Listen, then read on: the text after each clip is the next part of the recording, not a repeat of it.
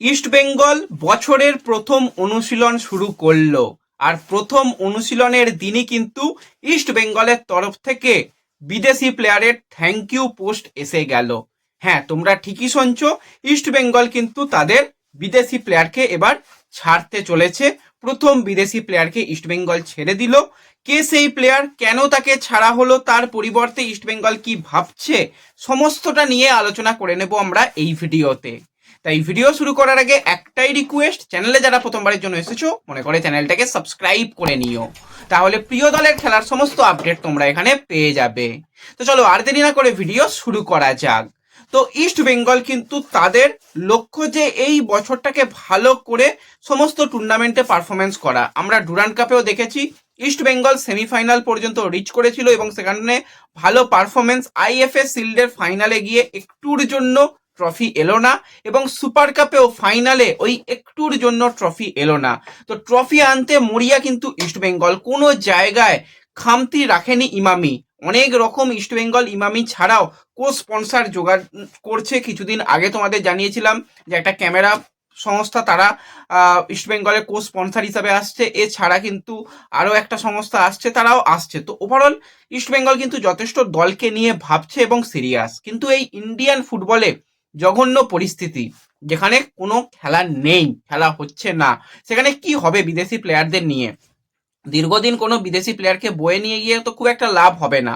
আর তোমরা সকলেই জানো ইস্ট বেঙ্গলে যে 6জন বিদেশি প্লেয়ার রয়েছে, সেই 6 বিদেশি প্লেয়ারই কিন্তু 1 বছরের চুক্তি, অর্থাৎ এই যে 2026-এর 31শে মেতে গিয়ে কন্ট্রাক্ট শেষ হয়ে যাবে। এবং ইস্ট বেঙ্গল কিন্তু এবছর সাইন করেছিল অনেক আশা ভরসা নিয়ে মরক্কোর সেন্টার ফরওয়ার্ড পজিশনের প্লেয়ার হামিদ আহাদাদ।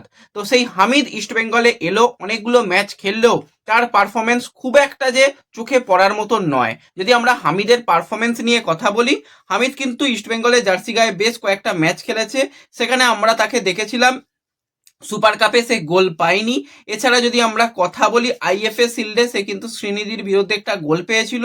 এছাড়া ডুরান্ড কাপে ইন্ডিয়ান এয়ারফোর্স এবং নামধারীর বিরুদ্ধে কিন্তু একটি একটি করে গোল পায়। টোটাল কিন্তু 3টে গোল করেছিল হামিদ। তো যে কটা ম্যাচ খেলেছিল, যে খুব তাকে দেখে ভালো কিছু মনে হয়নি এবং দেখেই বোঝা যাচ্ছিল প্লেয়ারটা পরিষ্কার ইনজুরি লুকিয়ে খেলতে এসেছে। বড় ম্যাচ ডার্বি ম্যাচে হামিদকে প্রথম থেকে রেখে ডিমিকে বেঞ্চে রেখে শুরু করানো হয়। তো সেখানে হামিদ নেবেই, প্রথমের দিকেই ইনজুরি। কি ইনজুরি পেলো ভাই বুঝলাম না, কোথা থেকে ইনজুরি লাগলেও বুঝলাম না, উঠে যেতে হলো। আর যাই হোক, সেই ম্যাচটা ডিমির জন্য স্মরণীয় ম্যাচ। পরবর্তী অপশান ডিমি ছিল, ডিমিকে ব্যবহার করা হয় এবং ডিমি এসে সেই ডার্বি জিতিয়ে দেয়। সেই বড় ম্যাচে হামিদ চলেনি। এছাড়া যেখানে ইস্টবেঙ্গল একদম সুপার কাপটা চ্যাম্পিয়ন হওয়ার অন্যতম দাবিদার, পূর্ণ শক্তি রয়েছে, সেখানে সবাই ভালোভাবে অনুশীলন করছে, হামিদও খুব ভালোভাবে অনুশীলন করেছিল।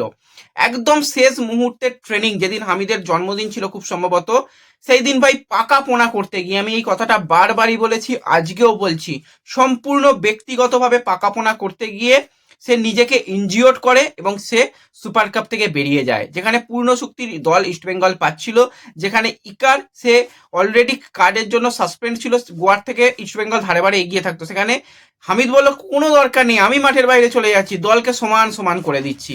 তো এই ব্যাপারটা কোনোভাবেই ভালোভাবে দেখেনি ম্যানেজমেন্টের তরফ থেকে, যে যখন তোমাকে দরকার তুমি তখনই ইনজিওর্ড হয়ে যাচ্ছ, তোমার যদি খেলার ইচ্ছা থাকে খেলো, না হলে ভাই তুমি দল ছেড়ে দাও। তো এরকম একটা ভাবনা চিন্তা, যাই হোক পরবর্তী সময় তবুও তাকে বয়ে নিয়ে যাওয়া হচ্ছিল।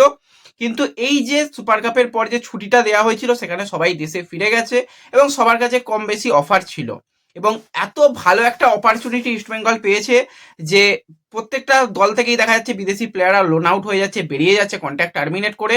তো সেক্ষেত্রে হামিদ সে পার্সোনালি নিজেও চাইছিল যে তার দেশেই খেলতে এবং ইস্টবেঙ্গলের তরফ থেকে সেটাই আজকে অফিসিয়াল অ্যানাউন্সমেন্ট করেছে। হামিদ তার পরিবারের সাথে খেলতে, মানে পরিবারের কাছাকাছি থাকতে চাইছিল, সেখানে খেলতে চাইছিল। যেহেতু ইন্ডিয়াতে এরকম অবস্থা, যদি ইন্ডিয়াতে খেলা হতো সেটা পরের কথা, সেটা পরে ভাবনা চিন্তা করা যেত। আর হামিদ যেরকম ভাবে তার ইনজুরি এই কয়েকদিনেই সে দেখিয়ে দিয়েছে, তাকে রিপ্লেস করতোই ইস্টবেঙ্গল। তো এত ভালো অপশান ইস্টবেঙ্গল পেয়ে গেছে, এখন উইন্টার ট্রান্সফার উইন্ডো, তাকে ছেড়ে দিলে খুব একটা অসুবিধা হবে না। খেলা হচ্ছে না, তাকে ছেড়ে দিলে খুব একটা অসুবিধা হবে না। সে নিজে চাইছে দেশে যেতে, তাকে ছেড়ে দিলে খুব একটা অসুবিধা হবে না। তো সেই সুযোগকে ইস্টবেঙ্গল কাজে লাগিয়েছে এবং আজকে কিছুক্ষণ আগেই অফিসিয়াল অ্যানাউন্সমেন্ট এসেছে যে ইস্ট বেঙ্গল এবং হামিদ আহাদাদের মিউচুয়ালি কন্ট্যাক্ট টার্মিনেট হয়েছে। সে কিন্তু আর ইস্টবেঙ্গলের প্লেয়ার নয়, সে কিন্তু ফিরে যাচ্ছে মরক্কোতে, সেখানেই কোনো ক্লাবে তার পরবর্তী ফুটবলটা সে কন্টিনিউ করবে এবং এই পর্যন্তই কিন্তু হামিদের অভিযান এখানেই শেষ হলো। ইস্টবেঙ্গল অনেক আশা ভরসা নিয়ে হামিদকে নিয়েছিল, তার যেরকম কোয়ালিটি সে কিন্তু মরক্কোতে দীর্ঘদিন ধরে খেলে এসেছে, মরক্কোর প্লেয়াররা অলরেডি ইন্ডিয়াতে সফল আমরা জানি। তো সেখানে যে সমস্ত প্লেয়াররা মরক্কোতে সফল তাদের থেকেও ভালো রেকর্ড নিয়ে ইস্টবেঙ্গলে এসেছিল, কিন্তু এই যেটা বললাম হামিদ নিশ্চয়ই এটা মানতেই হবে হামিদ চোট লুকিয়ে খেলতে এসেছিল, তা না হলে একটা প্লেয়ার এত ইনজুরি পায় কি করে? যখনই বড় ম্যাচ হচ্ছে, যখনই সিরিয়াস ম্যাচ হচ্ছে, সেখানে হামিদ ভাই ইনজিওর্ড হয়ে যাচ্ছে, মানে খেলার কোনো ইচ্ছা আছে বলে তো বোঝা যাচ্ছিল না। তো এত ভালো সুযোগ যখন এসেছে তাকে ছেড়ে দেওয়াটা বুদ্ধিমানের কাজ ছিল, সেই কাজটা ইস্টবেঙ্গল করেছে। এবার তাহলে কি ইস্টবেঙ্গল 5 বিদেশিকে নিয়েই পরে ভাবনা করবে? না, সেটাও ইস্টবেঙ্গলের তরফ থেকে অফিসিয়াল অ্যানাউন্সমেন্ট এসেছে যে ইস্টবেঙ্গল কিন্তু তাকে রিপ্লেস করতে চলেছে নতুন কোনো প্লেয়ারকে দিয়ে। তো সেই জায়গায় বেশ কিছু প্রোফাইল ইস্টবেঙ্গলের সঙ্গে রয়েছে এবং তোমাদের জানিয়েছিলাম যখন সুপার কাপ শেষ হয়ে যায়, খুব সম্ভবত একদম ডিসেম্বরের লাস্ট উইকে সেখানে একটা মিটিং হয়েছিল এবং সেই মিটিংয়ে কিছু চেঞ্জেসের চিন্তা ভাবনা ইস্টবেঙ্গল সেখানে নিয়েছিল এবং সেখানে তোমাদের সঙ্গে শেয়ার করেছিলাম ইস্টবেঙ্গলের কাছে বেশ কিছু প্রোফাইলও এসেছে এবং তোমরা সকলেই জানো রায়ান উইলিয়ামস এখন ইন্ডিয়ান প্লেয়ার, যে কিন্তু তার কাছে অস্ট্রেলিয়ান পাসপোর্ট ছিল, সেটা ছেড়ে সে কিন্তু ইন্ডিয়ান প্লেয়ার হয়ে গেছে এবং ইন্ডিয়ান প্লেয়ার হিসাবেই পরবর্তী সময় বেঙ্গালুরুতে খেলবে। তো সেই রকম রাস্তায় ইস্টবেঙ্গল হাঁটার একটা চিন্তা ভাবনা রাখতে পারে যদি ইস্টবেঙ্গল সান হুন্ডাল, যে কিন্তু তার ভারতীয় নাগরিকত্ব রয়েছে, তাকে যদি সাইন করায়, তাকে যদি পরবর্তী সময় ভারতীয় প্লেয়ার হিসাবে তৈরি করে নেয়, সেই অপশানটাও রয়েছে।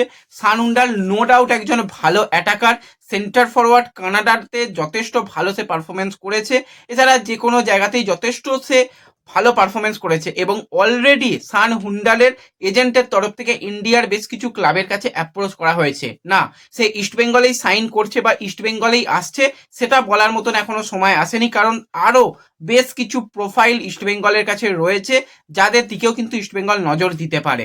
তো সেই রকম প্রোফাইলের কোনো প্লেয়ার হয়তো পরবর্তী সময় আসতে পারে। তো যেটা আমার পার্সোনালি মনে হয় বা যেটুকু আপডেট আগে পেয়েছিলাম সেই অনুযায়ী সান হুন্ডালের উপর কিন্তু ইস্টবেঙ্গলের একটা ইন্টারেস্ট রয়েছে, যদিও তার সঙ্গে নেগোসিয়েশন হয়েছে কিনা, সে আসতে চায় কিনা এইরকম পরিস্থিতিতে, সেটা এখনো বলার মতন জায়গা নেই।